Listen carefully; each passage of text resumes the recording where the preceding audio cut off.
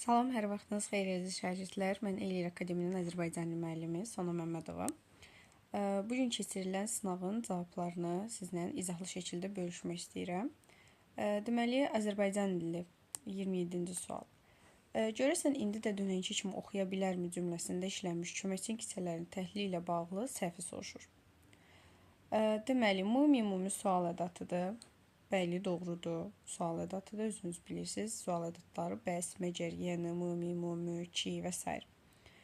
Bu doğrudur. Bunu çıxarıq. Kimi bənzətmə qoşmasıdır. Qoşulduğu sözlə özündən sonra gələn sözlər arasında əlaqə yaratmışdır.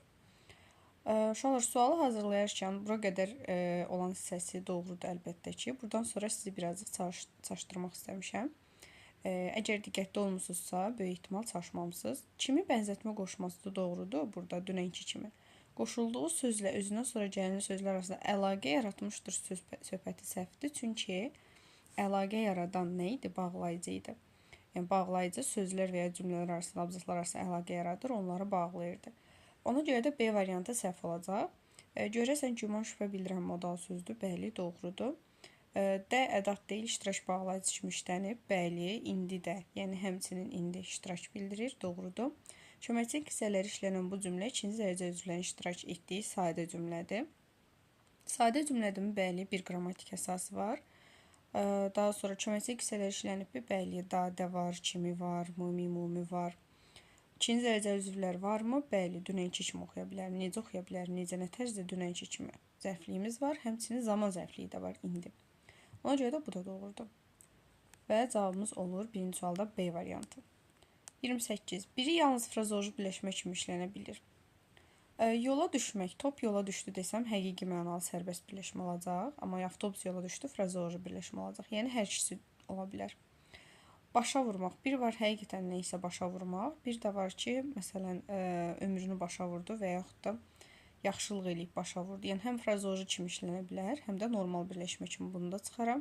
Burnun ucu göynəmək, darıxmaq mənasında da işlənə bilər frazoloji olaraq, amma həqiqətən soyuqdan da burnun ucu göynəyə bilər. Gözü açılmaq. Gözü açılmaq, məsələn, onun gözü artıq açıldı və heç kəsə güvənməməyə başladı desək, yəni həqiqətləri gördü mənasında frazoloji birləşmədir. Amma gözünü həqiqətən açdı mənasında həqiqi mənalı birləşmə də ola bilir. Amma yola vermək, yola həqiqətən nə isə verə bilmərik. Ona görə də ancaq frazoloji birləşmə kimi işlənir. Və cavab olur B variantı. 29. Həm tabellik, həm də tabelsizlik əlaqəsi yaradan bağlayıcıların işləndiyi cümlə. Burada nəyi soruşmaq istəmişəm? Yəni, həm tabellik bağlayıcısı olan cümlə olsun, həm də tabelsizlik bağlayıcısı.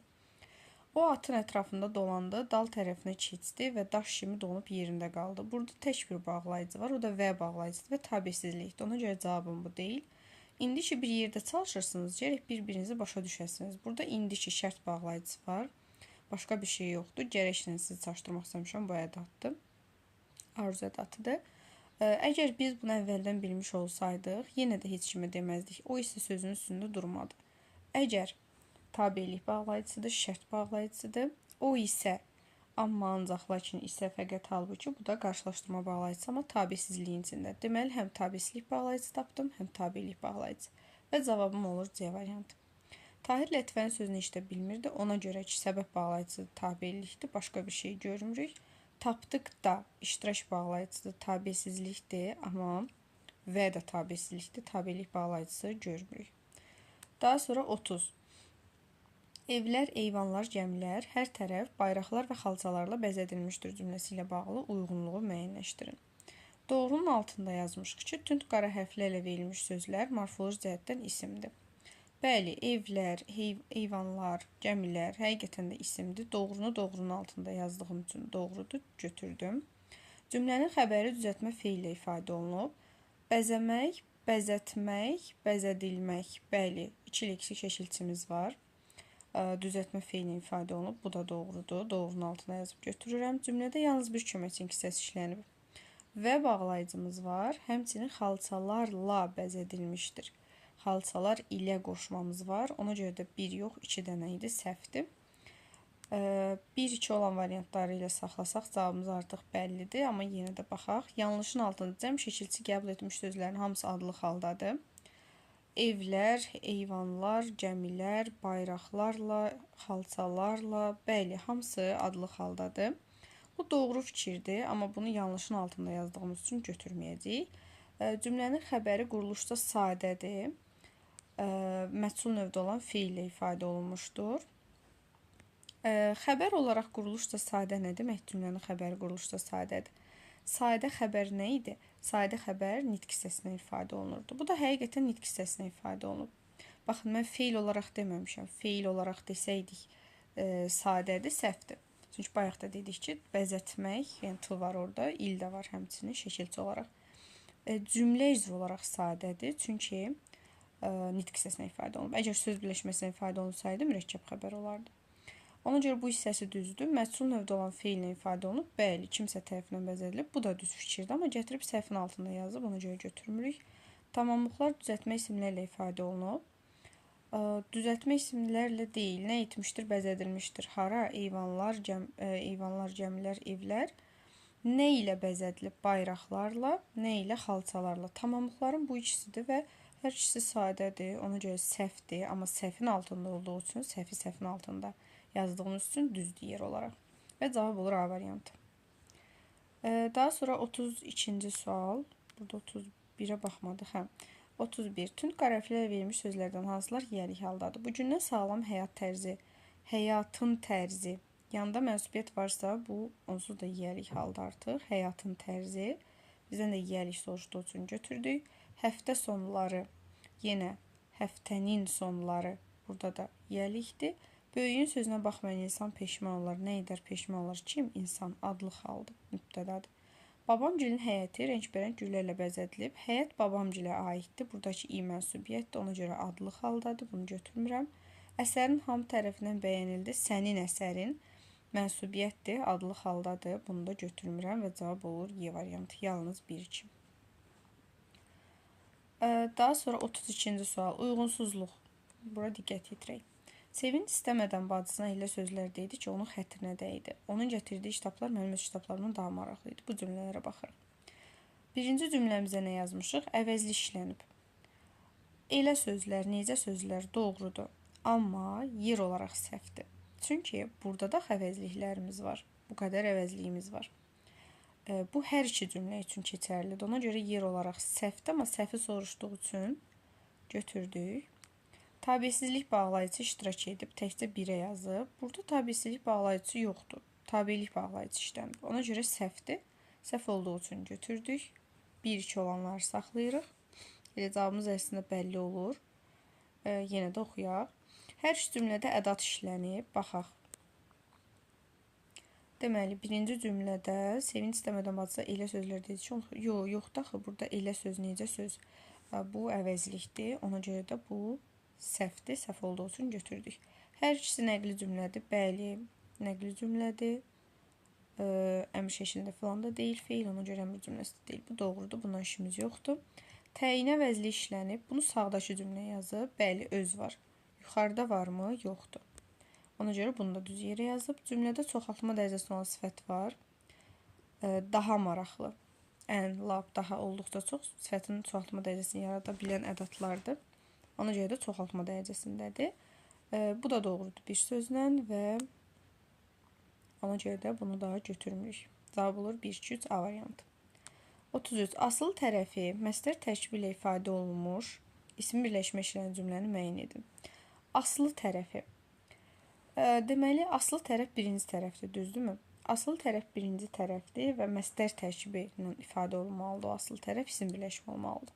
İşləməyin nəticəsi həmişə öz sözünü deyir. İşləməyin nəticəsi birləşməsinə baxsaq, burada asıl tərəf məsdərdir, amma məsdər tərkibi deyil. Bunu bərbaşdan çıxaram. Birindən kömək istəmək aid bir şey deyil. Burada kömək istəmək, birindən kömək istəmək.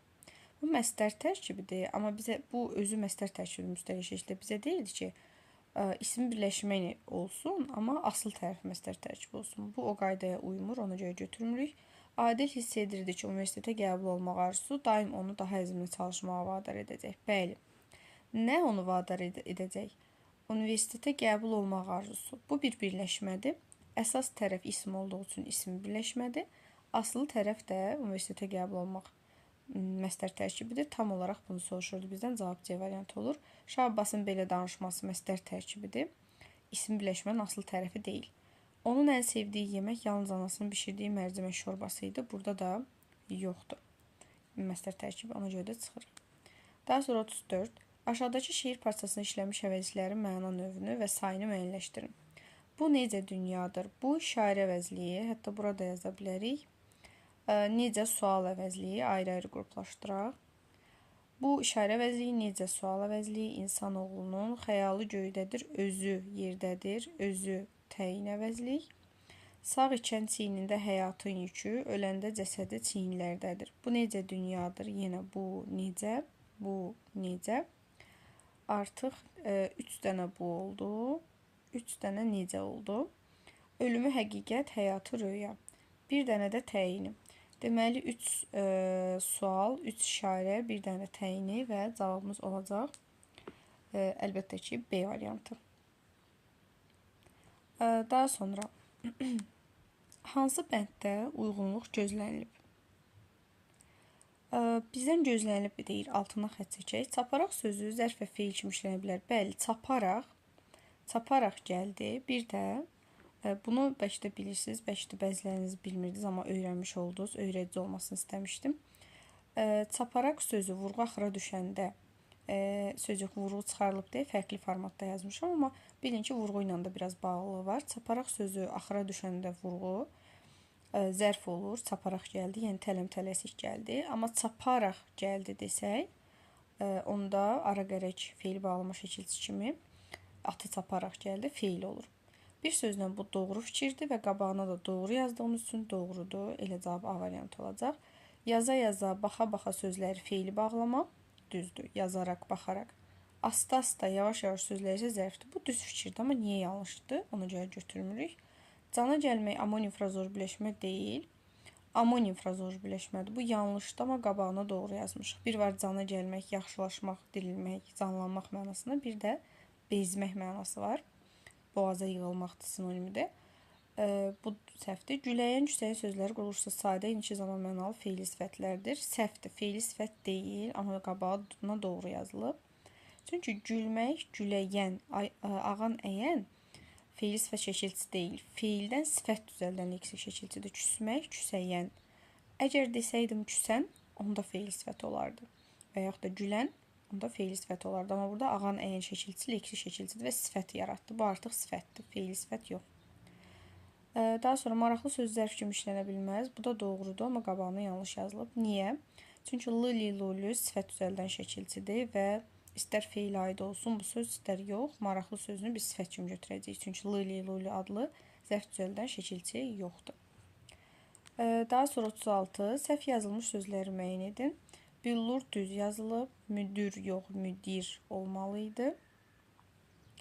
Daha sonra töhfə düz yazılıb, tör-töküntü defsən olmalıydı. Bəyanat sözü, bəyan sözündən, bəyan etməkdən bəyanat olmalıydı. Ekskursiyada düz yazılıb. Deməli 1, 2, yox 2 səhv idi. Bir dəqiqə səhv yazılan sözləri seçməliyik. Bircə dəqiqə. Pilsutlarımızı düzgün qoyaq. Deməli səhv yazılmış sözləri seçsək, cavab olacaq 2, 4, 5. Yəni D variantı. Və beləliklə 36-da da oldu, cavab D. Daha sonra qrammatika suallarımız bitdi. İndi isə keçirik mətn suallarına. Siz ekranı dayandırıb mətni diqqətli şəkildə oxuya bilərsiniz və yaxud da ekran şəklini çəkib oxuyub, sonra videoya davam edə bilərsiniz. 1 saniyəlik saxlaya bilərəm.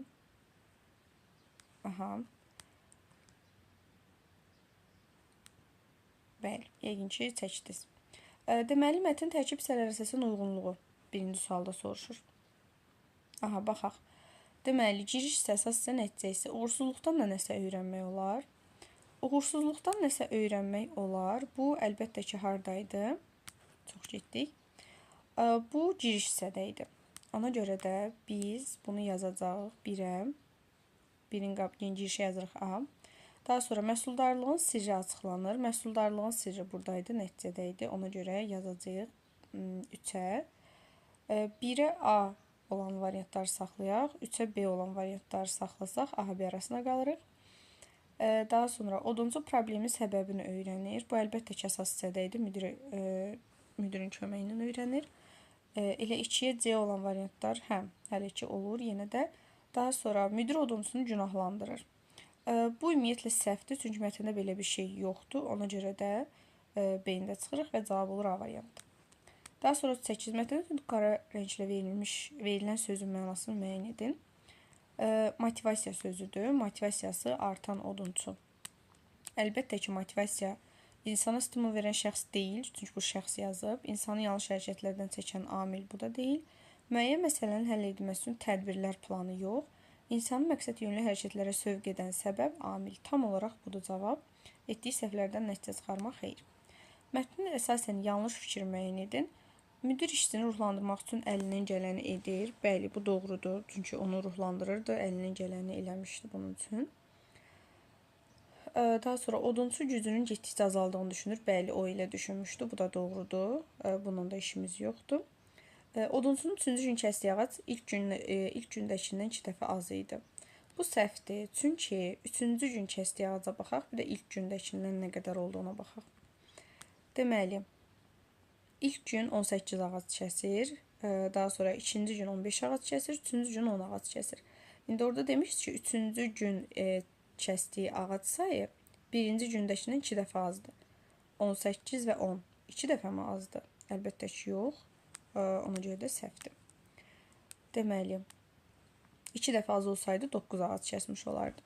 Ona görə də yanlışdır, yanlışı seçdik. Mətndəki əsas ideya ilə səsləşən variantı müəyyən edin.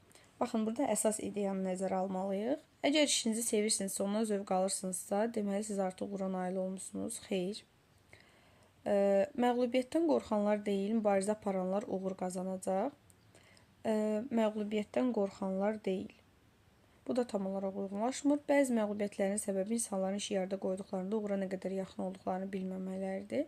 Məğlubiyyət söhbəti deyil burada.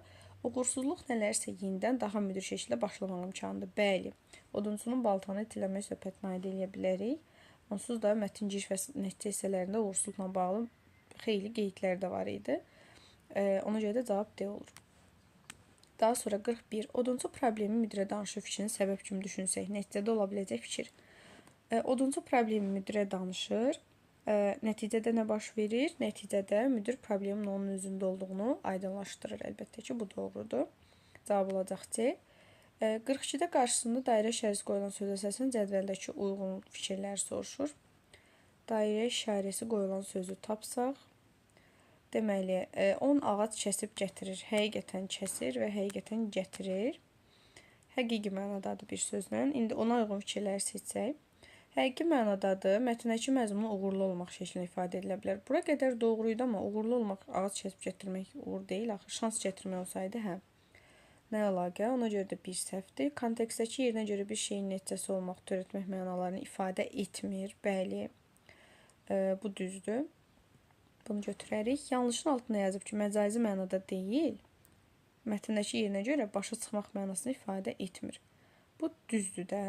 Amma niyə yanlışın altına yazılıb, ona görə götürmürük. Həqiqi mənada deyil, tab gətirmək mənasını ifadə edir. Həqiqi mənadadır, səhvdir, tab gətirmək mənasını ifadə edir, bu da səhvdir. Amma səhvin altında yazdığı üçün doğrudur. 2-4 A variantı olacaq. Mətndə çərçivəyə alınmış hissədə nöqtələrin yerinə yazıla biləcək məcazi mənalı ifadəni müəyyən edin. Elə məcazi mənalı deyirsə, xatırlamamaq, təsəvvür etməmək aradan çıxardaq. Daha sonra deməli qayıdaq mətnə. Nöqtələr buradadır. Odun kəsməklə o qədər çox məşğul idim ki, baltanı itiləmək heç ağlıma gəlməmişdi deyir. Ən uyğunu ilə bərpa olunur mətn oxuyanda da.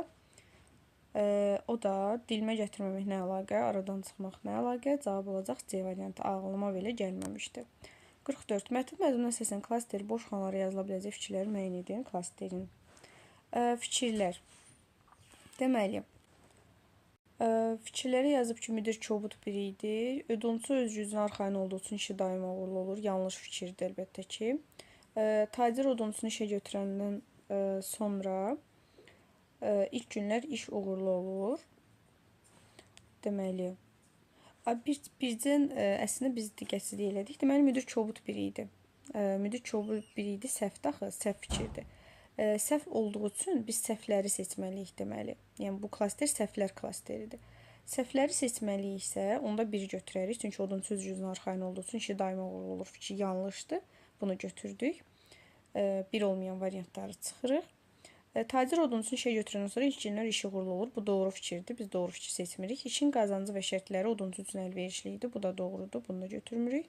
Odunçunun gücündə azalma baş verdiyi üçün uğursuz olur. Xeyr, gücündə azalma baş vermirdi.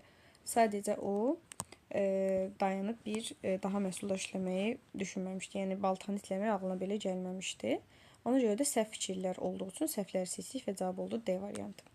45-də mətn əsas hissəsinin planını qurun. Ən az 3 bənd. Burada fikir verirsinizsə, əsas hissə. Burada diqqətli olmaq lazımdır. Yəni, mətn başdan ayağa planını qursa səhvdir artıq.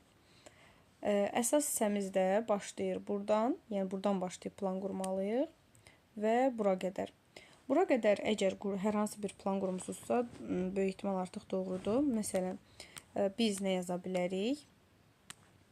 Buradan ən az 3 plan bəndi qururuqsa, məsələn, yaza bilərik ki, ən birinci odunçunun işə qəbul edilməsi, odunçunun işə qəbul edilməsi,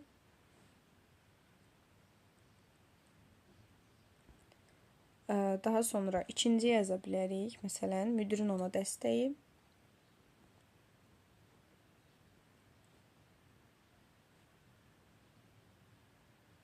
üçüncü yaza bilərik, məsələn, odunçunun uğursuzluğu, məsələn, yazmaq olar. Odunçunun uğursuzluğu. Hətta 4-cü plan bəndi odunçunun uğursuzluğunun səbəbinin aydınlaşdırılması. Hətta bunu da yazmaq olar. Yəni, bu məzmunda yazsaq cavabımız doğru olacaq. 46-da cədvəldə verilən müdir obrazı ilə mətndəki müdir obrazını eləyir Venn diaqram hissəsini müqayisə edin. Elçin bizim şirkətdə işə yeni başlamışdı. Nəzəri bilikləri mükəmməl olsa da, praktikada müəyyən qədər çətinliklə yaşayırdı. Bu çətinliklər isə ümumi şəzərə vurduqda müdir onu çağırıb danlamış və işdən azad etmişdi.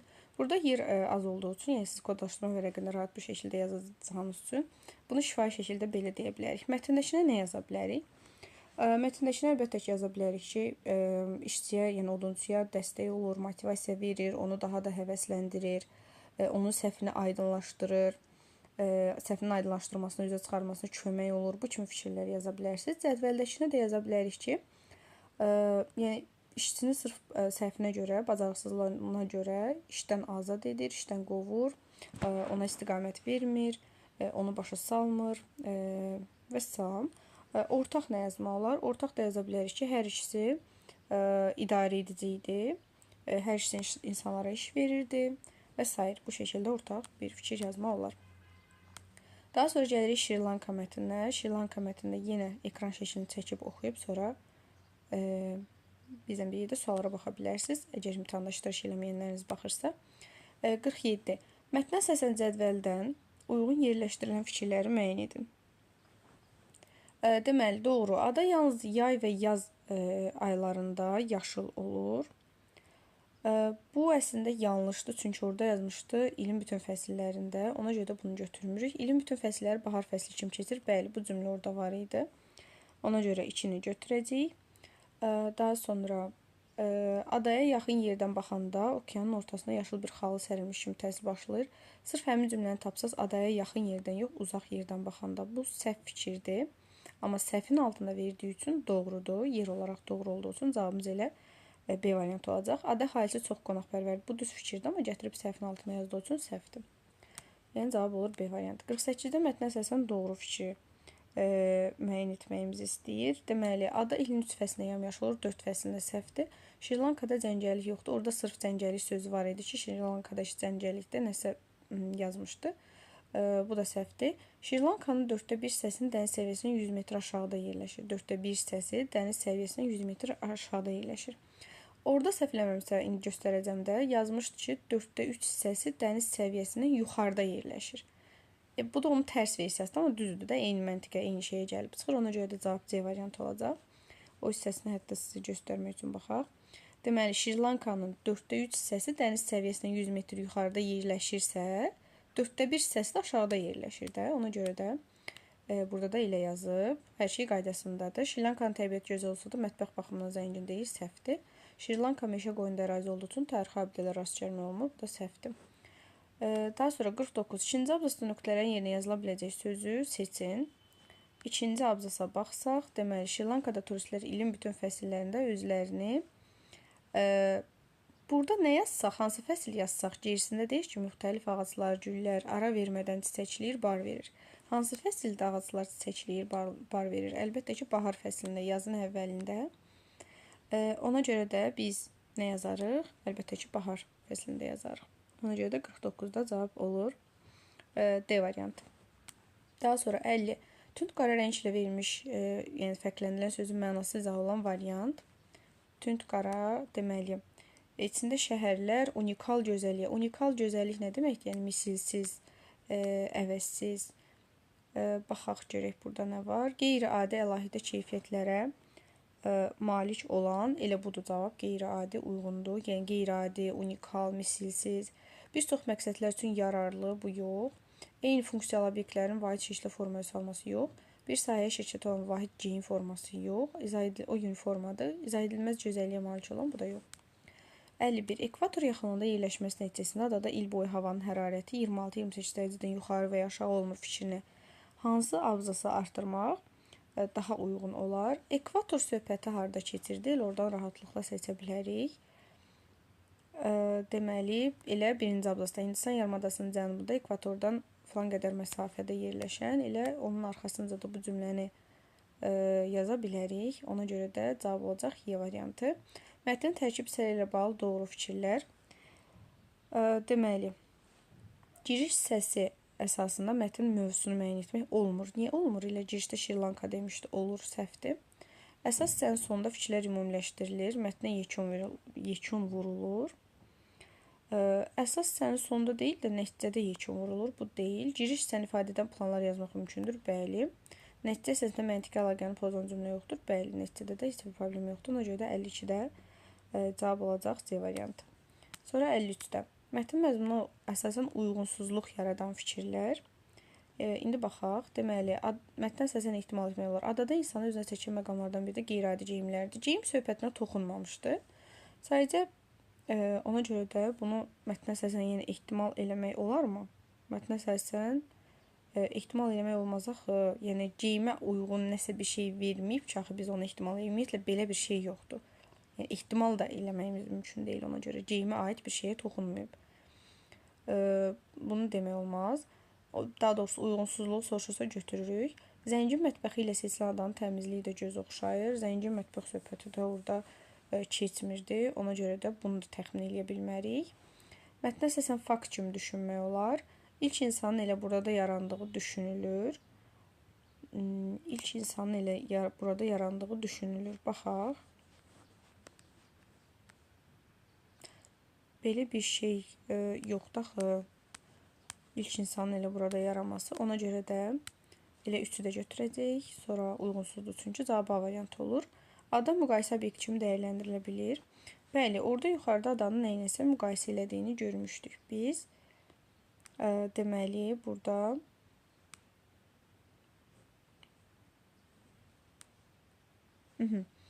məsələn, elə insana elə gəlir ki, okean ortasında yaşıl bir xalı sərilib, məsələn, bununla müqayisəsi var.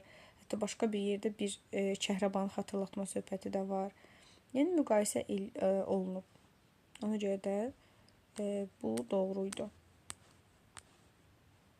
Fakt kimi düşünmək olar. Ona görə də cavab olacaq 1-2-3 A variantı. 54-də çərçivə daxilinə verilmiş söz əsasında doğru cavab. Çərçivədə verilmiş söz əsrarəngiz gözəllik və buna uyğun cavab seçsək, məcazi mənada işlənib qeyri-adi mənasını ifadə edir. Xeyr, məcazi mənada deyil, əsrarlı, sir dolu mənalarını ifadə edə bilir. Bəli, əsrarəngiz, əsrarlı, sir dolu mənalarındadır. Həqiqi mənalıdır, mətn anlaşılmaz, bu söhbət səhvdir. Sirli, sirli, qərəzli yox. Nöqsansız, qüsursuz mənalarını bildirən həqiqi mənalı sözdür. Nöqsansız, qüsursuz da demək deyil. 55-də giriş hissəsində nədən danışılır? Buna giriş hissəsinə baxsaq, bayaq da dediyimiz kimi giriş hissə, hansı idi giriş hissə? Birinci abzasdır. Birinci abzasda da biz baxaq görək nədən danışır? Yarımadanın cənubunda ekvatordan 8 km məsafədə Hind okeanında yerləşən Şri Lanka dünyanın ən gözəl yerlərindən biri hesab olunur. Falan qədər ərazisi var. 4/3 hissəsi dəniz səviyyəsindən 100 metr yüksəklikdə yerləşir. Elə biz bura ən ideal cavab nə yaza bilərik? Şri Lankanın harada yerləşməsindən danışılır. Elə Şri Lankanın yerləşməsindən danışılır. Ən gözəl cavab olaraq bunu ümumiləşdirmək olar. Yəni yazırıq ki, Şri Lankanın yerləşməsindən danışılır və yaxud da harada yerləşməsindən danışılır. Və yaxud da coğrafi mövqeyindən danışılır. Yazsaq doğrudur. Elə coğrafi mövqedə yazsaq ən uyğun olardı. Yəni bu məzmunda yaza bilərik. Üzərində rəqəm yazılmış sözlərə əsasən cədvəl doldurun. Burada diqqətli olmaq lazımdır. Üzərində bir rəqəm yazılmış sözün qarşılığını cümlədə işlətməliyik. Yəni burada cümlə yazmalıyıq. Burada isə 2 rəqəm yazılmış sözün sadəcə qarşılığını yazmalıyıq. Birində qarşılığını cümlədə işlətməliyik, birində qarşılığını yazmalıyıq. Və baxırıq. Üzərində bir rəqəm yazılmış hissə hansıdır? Turistlərin diqqətini cəlb edir. Deməli, cəlb edir, bir də təəssürat bağışlayan. Cəlb edirin qarşılığını tapmalıyıq və cümlədə işlətməliyik. Diqqətli olaq, yəni özünü cümlədə işlətmirik, qarşılığını cümlədə işlədirik. Cəlb etməyin qarşılığı nə ola bilər? Çəkmək, yəni çəkir, cəzb edir və yaxud da diqqətini çəkir. Məsələn, yaza bilərik ki, onun bu halı dostunu daha da cəzb etdi. Cəzb etmək, yazmaq olar. Cümlədə işlətməlisiniz bunu. Təəssürat bağışlayan. Bağışlayan sözü nə deməkdir? Yəni bəxş edən. Təəssürat bəxş edən. Burada da qarşılığı olaraq bəxş edən yazırıq və doğru cavab olmuş olur. Və beləliklə də 9-cu siniflər üçün olan sualların sonuna gəldik. Videonu bəyənməyi və reylərdə fikrinizi bildirməyi, necə düz yazdığınızı qeyd eləməyi unutmayın. İnşallah ki, hər şey istədiyiniz kimi olar və istədiyiniz nəticəni əldə edərsiniz.